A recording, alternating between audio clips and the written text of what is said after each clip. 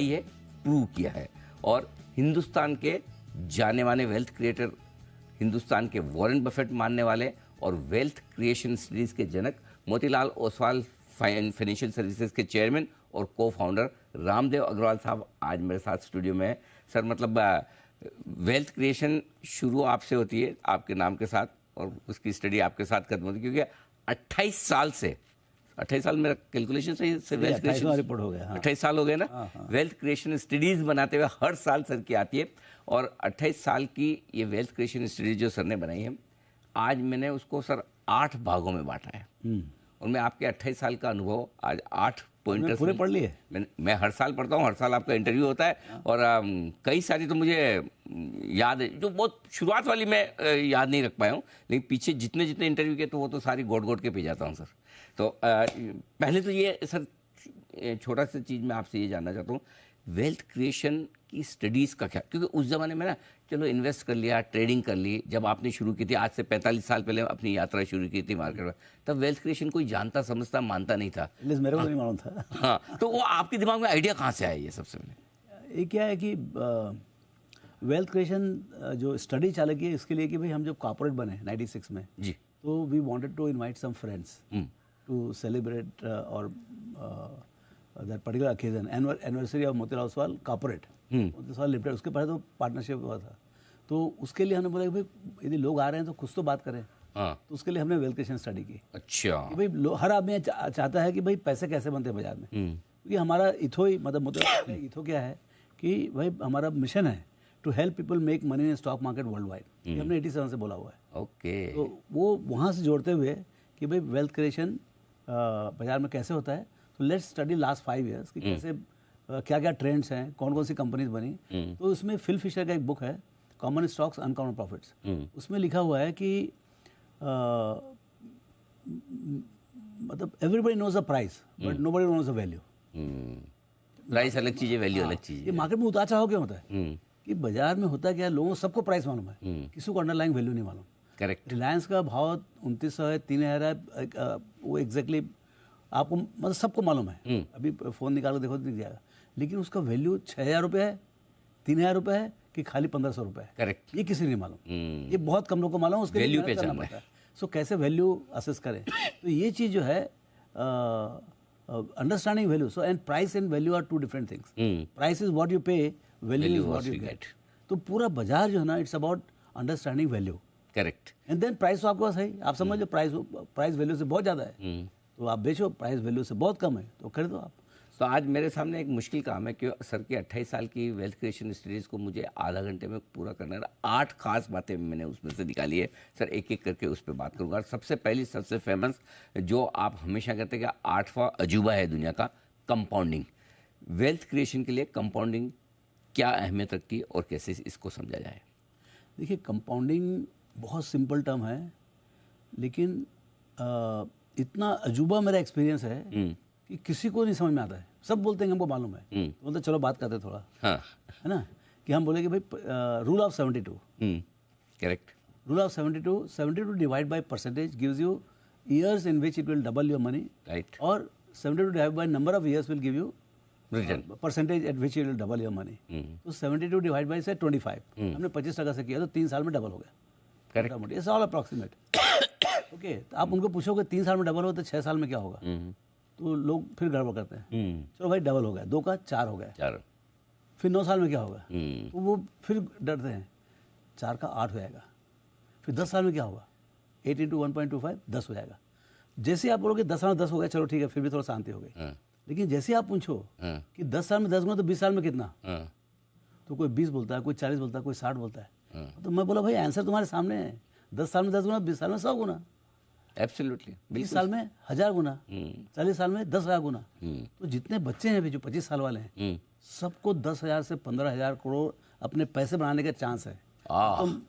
तो ये power of, सी क्या होता है, लोग जो है ना, सिंपली मैं कल बहुत बड़े स्टॉक ब्रोकर की वाइफ के साथ वॉक कर रहा था, उसको मैं पूछा डू यू अंडरस्टैंड दिस, उसको नहीं पता। मैं बोला मैं 15-17% कमाता हूँ, 18% कमाता हूँ, तुम्हारा हस्बैंड 25% कमाता है, उसको बोलो तुम्हारा पैसे डबल करके देगा। अच्छा क्या, तो ये क्या है कि 3 साल में डबल एंड 10 साल में 10 गुना और 20 साल में 100 गुना, ये human mind is not wired for compounded thinking. तो आपको if you want to come to the market and make serious money, you have to start thinking compounded. Because जो आपको कंपनी की स्टोरी दिख रही है जहाँ आपको इन्वेस्ट करना है, उसकी स्टोरी कंपाउंडेड है. सबकी life, the whole universe is compounded. Correct. Every day it is growing. So you have to figure out which company is going to grow and how big can it become. Correct. तो हम digital company की बात क्यों करते हैं? क्योंकि उनकी compounded यदि मान लो देखिए 25% से कंपाउंडेड 10 साल 10 गुना होता है. आपको मालूम 35% में कितना होगा? आपको अंदाज नहीं होगा. बहुत ज्यादा होगा. 20 गुना होगा. 20 गुना होगा. 45% की तो 40 गुना होता है. ओहो, इतना फर्क पड़ा. हाँ, 10 साल में 40 गुना. तो आप समझिए ये जो सब कंपनी 60 से 70 80% ग्रो कर रहे हैं, और 10 साल तक जिंदा रहे बाई चांस, और तो क्या हो जाएगा? क्या हो जाएगा? करेक्ट. अच्छा, एक और चीज़ आपने कही कि आमतौर पर जनरली एक शब्द है ट्रेंड. उस ट्रेंड का इस्तेमाल ट्रेडिंग के लिए, शॉर्ट टर्म के लिए माना जाता है. लेकिन क्या वेल्थ क्रिएशन में भी ट्रेंड की इंपॉर्टेंस है? बहुत ज़्यादा इंपॉर्टेंस है. ये देखिए इसमें क्या होता है कि आप लॉन्ग टर्म के लिए खेल रहे हैं तो लॉन्ग टर्म ट्रेंड देखना पड़ेगा आपको. मीडियम टर्म के लिए खेल रहे हैं तो मीडियम टर्म देखना पड़ेगा, और बहुत शॉर्ट टर्म खेल रहे हैं तो बहुत शॉर्ट टर्म ट्रेंड देखना. तो वही जो टेक्निकल वाले करते हैं, क्योंकि उनको प्राइस से मतलब है, कंपनी डूब जाए आपने कोई मतलब नहीं. उनको तो आज खरीदे, अभी खरीदे, और दिन में क्या होने वाला है, कल क्या होना है, परसों क्या होना है, पूरा सेटलमेंट एक हफ्ते का आज का सेटलमेंट होता है. करेक्ट. तो उनको ट्रेंड जो है ना बहुत शॉर्ट टर्म चाहिए. उसके कारण वैल्यू कुछ बदलता नहीं 7 दिन में, सिर्फ प्राइस बदलता है. तो उनको प्राइस ट्रेंड चाहिए. करेक्ट. तो उसके कारण वो डबल टॉप और हेड एंड शोल्डर और क्या क्या सब ना. तो वो सुनाई तो पड़ता है हमें. मैं एक दो पुस्तक पढ़ने की कोशिश की लेकिन कुछ समझ में नहीं पड़ा. तो वो ट्रेंड है. हाँ, बट रियल बिजनेस ट्रेंड क्या होता है? देखिए जो ट्रेंड जो होता है ना, ये सबसे पावरफुल चीज़ है of for any company to become very large. अच्छा. See basically what you are looking at, a company which is earning 100, वो 1000 करोड़ कैसे कमाएगा? अच्छा, वो आप वो ट्रेंड बोल रहे हो? वो हम बिजनेस ट्रेंड की बात, शेयर के भाव का ट्रेंड नहीं, मार्केट का ट्रेंड नहीं. वो तो बिजनेस को फॉलो करेगा शेयर. तो वो ट्रेंड आपको समझना पड़ेगा. जैसे आईटी में अभी ट्रेंड नहीं है, या फीका ट्रेंड 3-4-5% ग्रो हो रहा है. आपका जो कैपेक्स हो रहा है, जो जैसे मान रोड कंस्ट्रक्शन है या जो भी सब जितने L&T हो रहे हैं, उनके ऑर्डर बुक ऐसे बढ़ रहे हैं कि जैसे 20-20, 25-30% से बढ़ रहा है. पूरा India is on the capex boom. Okay, तो अभी आप ये सोचिए कि आईटी भी जो है ना वो 5% से ग्रो हो रहा है, और इधर जो कंपनीज जो है 25% से ग्रो हो रहे हैं. तो कहाँ पर आपके पैसे ज़्यादा बनेंगे? सीधी बात है. सीधी बात है. तो आपको ट्रेंड समझ, ट्रेंड हो गया उसके बाद फिर कंपनी खोजिए. आप QGLP कर लो आप. करेक्ट. लेकिन ये जो अभी जो हमने वेल्थ क्रिएशन स्टडी, ये सब हम इसके लिए बोल रहे हैं कि आप जो क्वेश्चन पूछे वो अभी का जो वेल्थ क्रिएशन स्टडी हुआ है, ओके, हॉकी स्टिक रिटर्न, उसका एक पार्ट है. तो ट्रेंड वो नहीं जो आप चार्ट्स पर देखते हैं, प्राइस का देखते हैं. ट्रेंड वो कि एक कंपनी अपनी कमाई को 5 गुना, 10 गुना, 15 गुना, 20 गुना कैसे कर सकती है और कितने समय में कर सकती है, वो ट्रेंड पकड़ना जरूरी है. एक और इंटरेस्टिंग चीज़ आपने अपनी वेल्थ क्रिएशन स्टडीज में कई बार बताई है, इंडिया राइजिंग. हाँ, तो मतलब ठीक है, हम जानते हैं भारत का अच्छा समय चल रहा है, अमृतकाल है, ये है, लेकिन वेल्थ क्रिएशन इसके जरिए इसको ध्यान में रखते हुए कैसे बनाई जा सकती है? ये सबसे बड़ा ट्रेंड है. Mother of all the trend is India rising. देखिए बफेट पैसा क्यों बनाया? देखिए अपने गुरुदेव तो बफेट साहब हैं ना. तो गुरुदेव ने पैसे कैसे बनाया? उनसे पूछा गया कि भाई आपने पैसा कैसे कमाया? तो उन्होंने 2 चीज़ बोला, power of compounding and America rising. ओह अच्छा, वो सही समय पे सही देश में थे. हाँ, तो 82 से 2000 तक जो बूम हुआ अमेरिका में, उसमें वो भाई $1 बिलियन लेके बैठे थे. तो उन्होंने 40-50 बिलियन डॉलर पीट डाला. ओके, तो ये क्या है कि इंडिया राइजिंग मतलब you are the blessed guy if you are investing in India and you are an Indian. तो आपको सब कुछ मतलब ज़्यादा पता होता है और आपको समझ में भी आएगा. करेक्ट. तो जो इंडिया राइजिंग है, जब इंडिया राइजिंग करता है तो उसमें कई बिजनेसेस जो होते हैं. सी GDP डजन राइज और India doesn't rise without underlying businesses rising. अच्छा, उससे फिर डेमोग्राफिक्स देखो, फिर उसके बाद 1000 चीज़ आता है. मतलब जैसे अभी अब रियल इस्टेट चला, क्योंकि बाजार में तेजी है तो रियल इस्टेट में तेजी है. रियल इस्टेट में तेजी तो हो सकता है कि जितने भी उनके कंपोनेंट्स हैं, पेंट्स है, सीमेंट है, स्टील है, लेमिनेट्स, सब चलेगा. तो वो आपको समझना पड़ेगा कि इंडिया राइजिंग का impact on the businesses, how they are going to build up. So आपके सी अल्टीमेटली आपके 80-90% of the allocation will be India centric businesses. एक IT भारत सबसे बड़ा है जो आउट ऑफ इंडिया सेंट्रिक है. Correct. But other than that everything is India से related. तो आप ये देखिए कि जब तक इंडिया राइजिंग नहीं होगा तब तक, और जितना जोर से इंडिया राइजिंग हुआ. अच्छा, इंडिया राइजिंग में खास बात क्या है, 2007 में हम 1 ट्रिलियन के थे. Now you have to combine various concepts with the power of compounding अब फॉर इंडिया. सो 70 साल लगा, 60 साल लगा 1 ट्रिलियन होने का. अगला 2 ट्रिलियन, अगला ट्रिलियन आया 7 साल में, थर्ड ट्रिलियन आया अनदर 7 years, फोर्थ ट्रिलियन आया 4 साल में। करेक्ट। हाँ, 5वां ट्रिलियन आएगा 3 साल में। अब धीरे धीरे आपका अब वो स्पीड वही है, 9% साइज बड़ी होगी, साइज बड़ी हो गई। तो आपको अभी देखिए 4 ट्रिलियन तक पहुंच गया। क्या होता है कंपाउंडिंग में भी, क्या है, why we say that you need lot of time in the market, क्योंकि आप 1 का 2 करो तो भी डबल है, 10 का 20 करो तो भी डबल है, करेक्ट, 100 का 200 करो तो भी डबल है, और 1 lakh crore to 2 lakh crore is also double. सब डबल ही है। लेकिन आपका बेस कितना बड़ा है। अगर आपने सेंसेक्स 100 से शुरुआत की है, हाँ, तो अब हर 100 पॉइंट पे एक बार एक गुना हो जाता है। मेरे लिए सेंसेक्स हर 6 साल में डबल हुआ, 5 साल में डबल हुआ। करेक्ट। ओके, 5 साल में डबल हुआ। मैं शायद 3 या 4 साल में अपने पैसे डबल किया हूँ, लेकिन मैं 1980 से चालू किया हूँ। तो 1980 में फुक्कड़ था मैं, है ना। तो आज जो है, जब अगले 5 साल में फिर डबल होगा, तो अब जो है, अब खेला जो है 150 करोड़ का नहीं होगा, अब खेला हजारों करोड़ का होगा। करेक्ट, बड़ा क्या उसी कारण से क्या है, आपको बाजार में जल्दी घुसना चाहिए ताकि दुख के दिन जो सब खत्म हो जाए। करेक्ट, जितना जल्दी 150 करोड़ पहुंच जाओ, उसके बाद फिर हर राइज जो है ना आपको उतना ही गेन देगा। लेकिन आपने हमेशा ये कहा कि वेल्थ बनाने का एकमात्र तरीका इक्विटी है। हाँ, इक्विटी ही है, और कोई तरीका नहीं। हाँ। और आप तो 100% इक्विटी में। मेरे को तो वही समझ में आता है, लेकिन there must be other ways. जैसे आप यदि मान लो रियल एस्टेट में आप खुद ही मतलब माहिर हैं, कहाँ जमीन खरीदने का, कैसे डेवलप करने का, तो वो अलग बात है। Return can be as good as equity, and so वो भी kind of getting into your own business, but return वहाँ भी अच्छा आ सकता है यदि आप माहिर हैं कि भाई आप लैंड में करते हैं, रियल एस्टेट में करते हैं। तो मेरी उसमें कोई पकड़ नहीं है और मेरे बहुत डर लगता है वहाँ पर। तो मैं बोला भाई मैं नहीं, तो आप तो सिंपल है, अगर रियल एस्टेट में इतने ही आप तेजी लग रही तो शेयर खरीदेंगे, है ना, रियल एस्टेट। हाँ, तो ये क्या पावर ऑफ जो इक्विटी है, power of it is power of underlying business. See, power of equity बोल के ऐसा खाली पेपर के से मतलब नहीं है कि आप रिलायंस बोलते हो, रिलायंस का अंडरलाइंग पावर क्या है बिजनेस का। यदि वो बिजनेस अच्छा नहीं करेगा तो कंपनी अच्छी नहीं करेगी, कंपनी अच्छी नहीं करेगी तो शेयर प्राइस भी अच्छा नहीं करेगा, सब इंटररिलेटेड है। सो व्हेन वी से power of equity, so power of equity में सब काटने के बाद इक्विटी शेयर होल्डर को पैसा मिलता है। करेक्ट। और वो जो बिजनेस कर रहे हैं, कोई भी कंपनी जो बिजनेस कर रहा है, वो जो हम ट्रेंड की बात किए, तो कहाँ पर पावरफुल ट्रेंड है अगले 25 साल तक। क्योंकि इंडिया जो है, देखिए अगले 8 साल में India will go from 4 to 8, और उसके अगले 8 साल में 8 to 16, और उसके 8 में 16 से 32। तो अभी समझ लीजिए एक तो करें पहले। तो ये 4 से 8 की जर्नी है। इसमें कौन कौन से बिजनेस, कौन कौन सी कंपनी लंबा काम करने वाली है। तो पावर ऑफ इक्विटी मतलब जो कंपनियां हैं, उन कंपनियों के अंदर जो बिजनेस है, उसमें कितनी ताकत है, और जितनी ताकत से बिजनेस बढ़ेगा उतना इक्विटी शेयर होल्डर्स की वैल्यू बढ़ेगी। बहुत।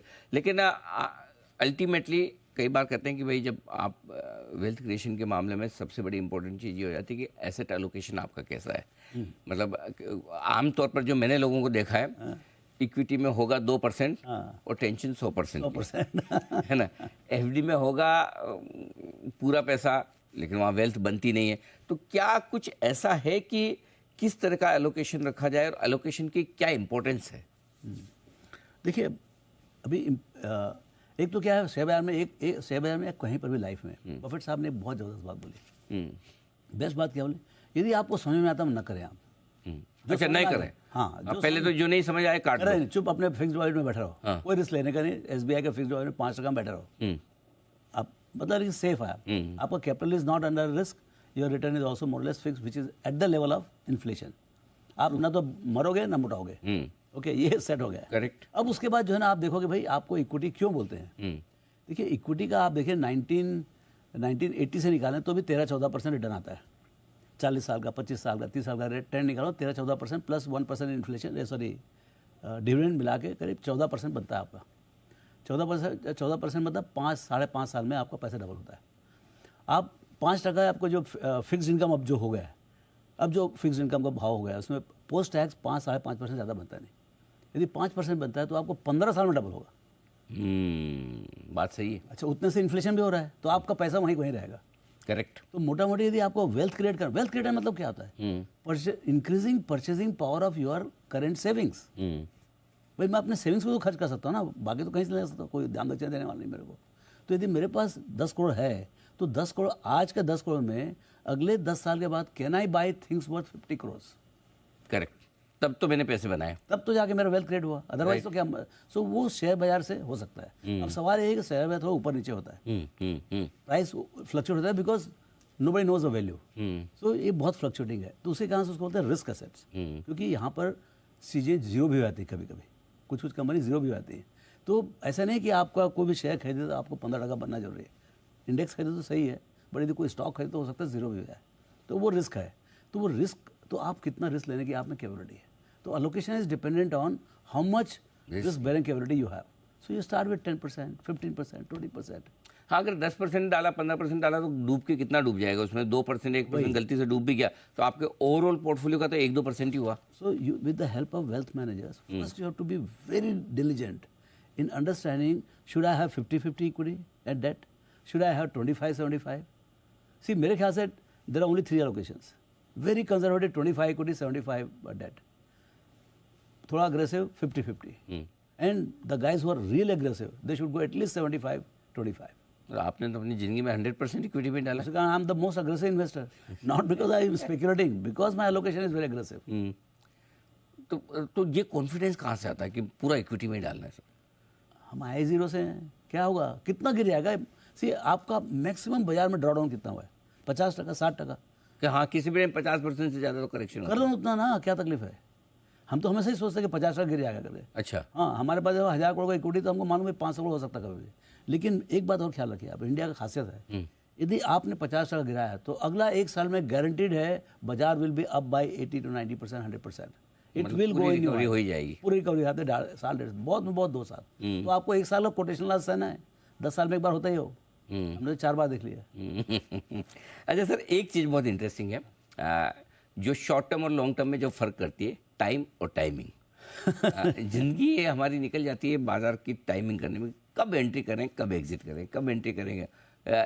टाइमिंग और टाइम दोनों का फ़र्क समझाए, क्या इंपॉर्टेंट है वेल्थ क्रिएशन के लिए? देखिए, टाइमिंग इज इंपॉर्टेंट, ऐसा नहीं timing is not important. Particularly timing is not important for allocation, मेरे जो समझ है। यदि आप, जैसे मेरा 100% इक्विटी है तो मेरे को 100% इक्विटी में बैठ रहता हूँ मैं, सर्दी गर्मी ठंड बरसात, हमारा 100% अलोकेशन रहता है।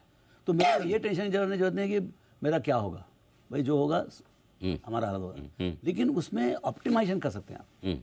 मतलब जैसे आप कोई,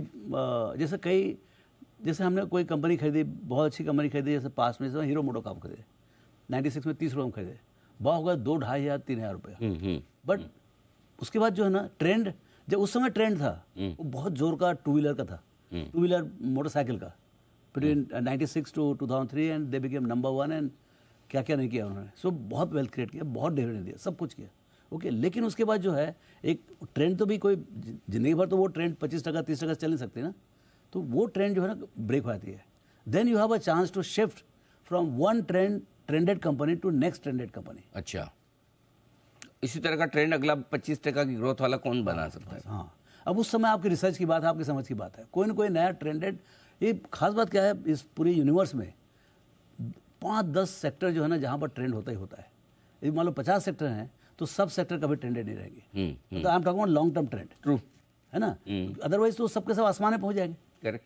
तो कभी बैंक डाउन रहता है, कभी जैसे बैंक अभी थोड़ा सा डाउन है, लेकिन कोविड में तो बहुत खराब था। वहाँ से जो ट्रेंड चला, जो 200, 250, 300 रुपये वाला ICICI बैंक 1000 रुपये का भाव गया, तो ऐसा मतलब 4 साल में 4 गुना होगा इस टाइप का। तो ये जो ट्रेंड होता है वो मतलब with in equity allocation, how do you harness the power of trend with in the equity portfolio, वो बहुत इंपॉर्टेंट है। एक और चीज़ जो आजकल के माहौल में बहुत फिट है, और 2020 का जो कोविड में हमने मार्केट का हाल देखा, और उसके बाद से यंग इन्वेस्टर्स बहुत आए हैं, महिलाएं आई है, यूथ आया है, और स्पेशली जो कामकाजी प्रोफेशनल्स है वो SIP बहुत कर रहे हैं, दबाकर SIP 19-20 हज़ार करोड़ की SIP आ रही है। SIP कितनी इम्पोर्टेंट है वेल्थ क्रिएशन के लिहाज से, और क्या हर महीने थोड़ी थोड़ी SIP करके भी एक छोटा इन्वेस्टर बड़ी वेल्थ बना सकता है?